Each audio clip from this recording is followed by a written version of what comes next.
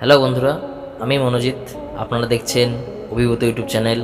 আজকের আমাদের নিবেদন গঙ্গা নদী সম্বন্ধে কিছু অজানা তথ্য। গঙ্গা নদী হিন্দুদের কাছে একটি গুরুত্বপূর্ণ নদী ও অনেক হিন্দুরা এই নদীকে অনেক পবিত্র মনে করে। এটি হিন্দু ধর্মের পুজো আচার অনুষ্ঠানের গুরুত্বপূর্ণ ভূমিকা পালন করে। গঙ্গা নদী উৎপত্তি ভারতের উত্তরাখণ্ডের গঙ্গোত্রী হিমবাহ থেকে। হিমালয় পর্বতমালা থেকে উৎপন্ন এই নদীটি 2525 থেকে 2530 কিলোমিটার পর্যন্ত দীর্ঘ। এর পেছনে অনেক বিজ্ঞানী অনেক মতামত আছে। গঙ্গা ও ব্রহ্মপুত্র নদীর মিলিত বদ্বীপ, যা সুন্দরবন হিসেবে পরিচিত, এটি বিশ্বের বৃহত্তম বদ্বীপ। এটি ভারত ও বাংলাদেশের দুদেশের মধ্যেই বিস্তৃত। গঙ্গা নদীর ডলফিন একটি বিলুপ্তপ্রায় প্রজাতি। এছাড়াও এখানে মাগুর মাছ, কচ্ছপ ও সহ অনেক বিরল প্রজাতির প্রাণীও বাস করে ও বর্ষাকালে ইলিশ ডিম পাড়তে গঙ্গা নদীতে আসে। গঙ্গা নদী ভারতের একটি প্রধান নদী ব্যবস্থা। এটি প্রায় 40% ভারতীয় নাগরিককে সরাসরি ও পরোক্ষভাবে জীবিকা নির্বাহের সুযোগ করে দেয়।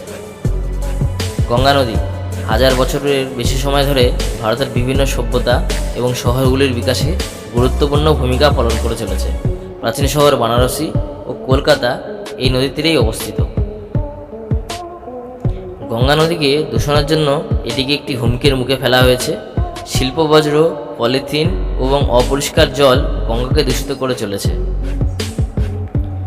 গঙ্গাসাগরের মেলা প্রতি বছর মোহনার কাছে অনুষ্ঠিত হয়, যেখানে লক্ষ লক্ষ তীর্থযাত্রীর আগমন ঘটে। ভারতের এলাহাবাদে, বর্তমানে প্রয়াগরাজ, গঙ্গা ও যমুনা নদী একসাথেই মিলিত হয়েছে। এই স্থানটি হিন্দু ধর্মের ত্রিবেণী সঙ্গম নামে পরিচিত।